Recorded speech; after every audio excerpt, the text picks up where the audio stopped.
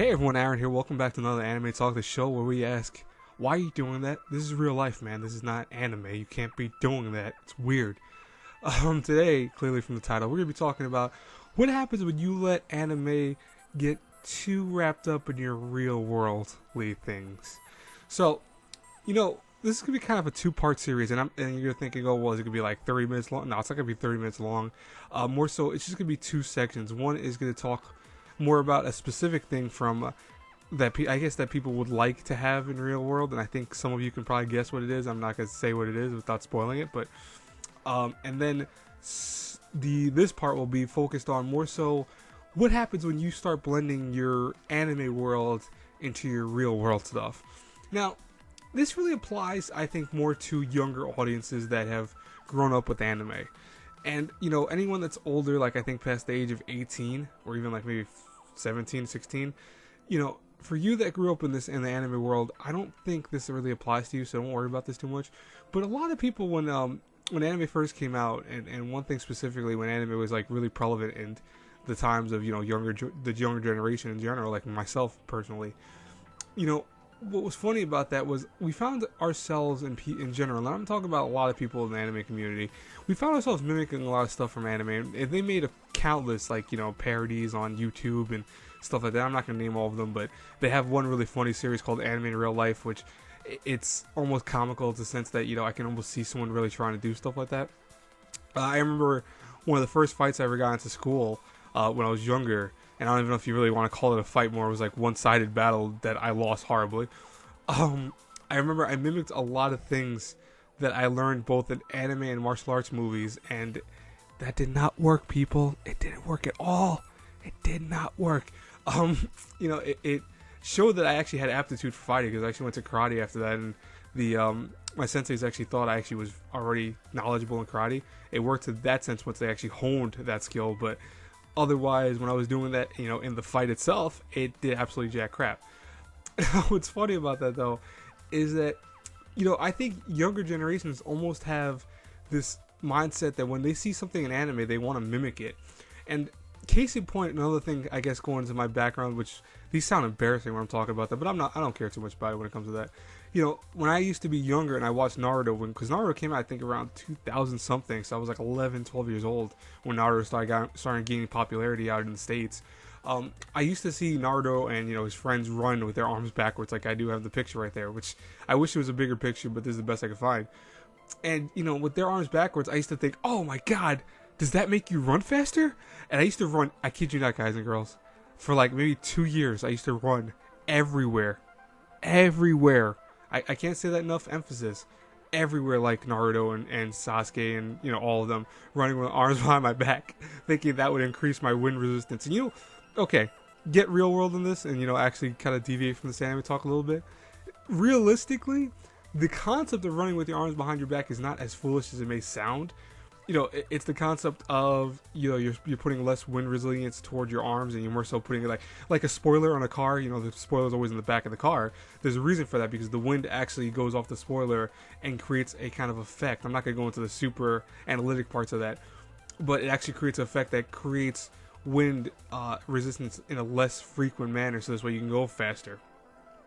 And so in the sense of running with your arms behind your back, it's supposed to make you go faster in terminology wise, but I'll be honest with you guys and girls, especially if I'm talking about a younger audience with this one, don't run with your arms behind your back. You don't want to be that kid that you're running on like somewhere, and some people are looking at you going, hey, what's that kid doing? Yeah, that's him. Yeah, he always runs with his arm behind his back. It's kind of weird. We look at him funny. What is he? Why is he running with his arms behind his back? Well, we think most likely that, it's the anime world. It got a little too far into him. Oh god, I've heard of that syndrome. What does that syndrome mean? Yeah, it means that he screams jutsu everywhere and thinks that he can actually create wind tornado things or something with his hand. No, if you actually went with that kid, that's embarrassing. Thank god I was never the kid. I hope I was never that kid. Now I'm thinking about it, I'm like dwelling back into the past and going, oh crap. Maybe that's why I got funny looks now. But seriously, no, I wasn't that corny when it came to that stuff. I was corny in other methods, but not that. But real, besides besides the jokey stuff when you're younger, more so if you go to the adult age and you start letting anime, I think, influence your real world, like the sense of you take certain characters' mindsets and you think, oh, that's the way I want to be, that's the way I want to do things. You got to be careful, because it's like anything else, any form of medium, you can absorb the concepts of it, but you have to make sure that you understand fully what you are getting into. A lot of anime, especially historical anime that delve into the real stories of, quote unquote, air quotes on here, real stories of real people, but in an anime world, you got to make sure that you do your research to make sure that that story or that, work of fiction is just that. Is it actually nonfiction? Is it fiction? What am I reading? What are you reading? Because a lot of people will then go, oh, I watched this in anime one time, and by the way, they'll minus the part where they watched this in anime. They'll say, oh, I heard about so and so in real life, and this is how he was in real life, and that spreads like wildfire. You tell people that, and ironically, most people absorb it, go, oh, you know what, I heard about that before. Wow, that's amazing knowledge right there. And meanwhile, it's really not knowledge; it's just a fabrication that was made by an anime studio.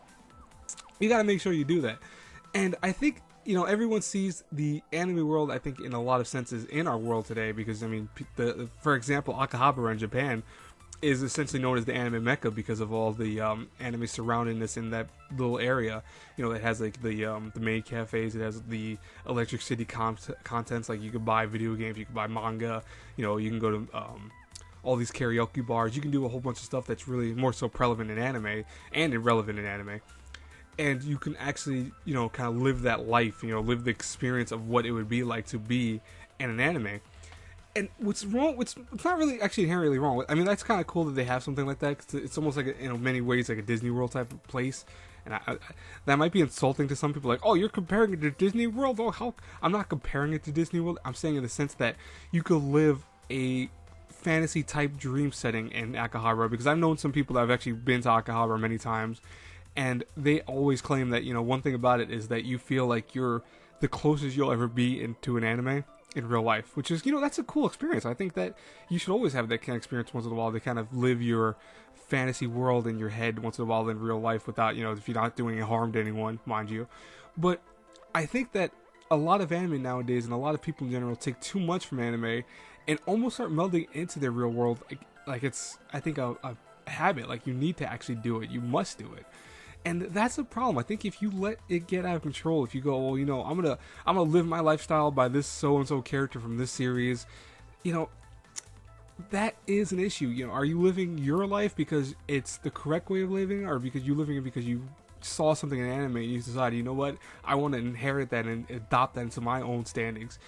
One thing about us humans in general is that even over the course of our years of life, we actually learn and kind of take in information from many sources. We take it from books, from media, we take it in from, parents, from people that we think that are heroes in our minds, and we actually make that into our kind of mantra. And you might not realize you're doing that, but kind of to quote Stephen King, and I'm not quoting him directly, but Stephen King talks about, his writing skills in one of the books, Balthazar's of Bad Dreams, which is a great book, by the way. In that book, he talks about, short stories that he's done in that book, and then he also talks how he created it and how he became as a writer. And one thing that is very true for writers especially, and this is why I kind of am linking it to anime, is that writers will read a book from their favorite author, right? Like, for example, I really like Dean Koontz, Stephen King. I love all those type of authors like that. And, when I start writing, I also find myself kind of using their style a little bit. Not really per se a lot, but I do use their style. And until you become a better writer in general, you don't really find yourself going with your own style. You actually make other people's styles your style, and you kind of twist and turn it into I want to say, okay book. And Stephen King talks about that, where he thinks that, a lot of his older stuff, all his older works in general, were just really clones of other people's stuff. And what I find funny about that is, if you think of anime that way, that's not too crazy, really, because haven't you really seen an anime that really resonates with you? Like, I saw Welcome to NHK, and don't get me wrong, I'm not going to name names, but there are a lot of people who love Welcome to NHK, and there's a lot of people that also feel like that is kind of a semblance of their life, of their kind of despair, and their happiness at times. And it's like, well, you realize that that's an anime, right? I mean, a lot of the stuff that happens in that, might be kind of reminiscent of real life, but it's also all work of fiction. It's not meant to really per se resonate completely with you. But nonetheless, though, it actually does resonate with you, and it becomes part of your, I think, way of being, that you start seeing yourself in characters, and you start seeing that, oh, this is how I am, so must be how I should really be. And I think that's wrong. I think what you really need to do as you get older and you mature, especially, again, this is going more toward a younger audience. I think if you're older, you don't have to worry about this per se too much. It's only more so if you're weaker minded, or more so you're easily influenced, and then you might have to worry about it a little bit. And by the way, that's not an insult to anyone. I'm just saying that, people are sometimes easily influenced. And I guarantee that some of you might be listening to this right now and going, I know my friend, he's really easily influenced by stuff. And you'd be like, there you go. That's a person that, they might not be stupid or, not intelligent, but they are influenced by everyday culture. They can be influenced by the media and everything else. But I think what you need to do as a human being, as you grow up and as you get older and, you still watch animes, you also have to make sure that you absorb it as what it is. It's a work of fiction. It's meant to be enjoyment. It's meant to be, something that makes you think. But in terms of thought-provoking, you have to really think of which ones are thought-provoking type shows. Because I'll be honest with you, there's a lot of shows I've seen in my life, and a lot of them I don't say are really the pinnacle of thought-provoking. You could think about them after a few days and go, I really want to kind of think about how that show ended or how that concept ended. But that does not mean that I'm thinking about how someone lived their life in that, and I kind of want to mimic it on my own. It's more so a thing about the story and want to analyze the story. And, analyze, I just realized this. Analyze. That's the word I'm looking for. I want to analyze the story. I think that you have to really just kind of think and react to the world as it is in anime, and realize that, like any book, like any movie, it's fake. It could be that a lot of things might resonate with you personally. You might realize that some characters are like you exactly, but they're not you. You are you. You might have traits like someone else. Like maybe you share a trait with your best friend and you're like, oh, I'm very argumentative, or I'm very opinionated. You might be like that with someone else, and your best friend might be like that too. But that does not mean that you are a mimic or clone of your friend. You are your own person. And, I think that kind of what I want to talk about the next one is a little bit more of the crazier spectrum, something that I notice a lot nowadays, and I think it's funny at one point, but I also think it's kind of spooky how it might be going a little too far. But I'm going to save that for the next anime talk, and I'm not going to say it might be Friday. I'm going to say maybe it'll be next week or the week after. But anyways, guys and girls, I hope you enjoyed this anime talk.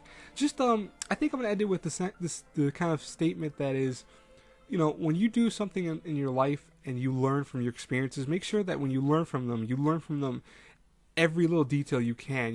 Make sure you research what you need to research, and look up and ask people questions when you really don't understand something, because in this day and age, there are a lot of people that claim to know the source material you're doing, or you're reading off of. So you might be going, oh, this line resonated with me. What do you think it means? And you might ask 100 people what it means, and notice that maybe about 50% of them say one thing and 50% say another thing, and that is because people have different mindsets when it comes to a lot of stuff. So just remember that now and then. Oh god. And that's it for this anime talk. I hope you guys enjoyed it. As always, guys, please, if you like the thing, share it with other people, like it, comment, subscribe, the whole nine. And as always, I'll talk to you guys later. Have a blessed day. I don't know when this is coming out, so just have a blessed week in general. Bye bye, everyone.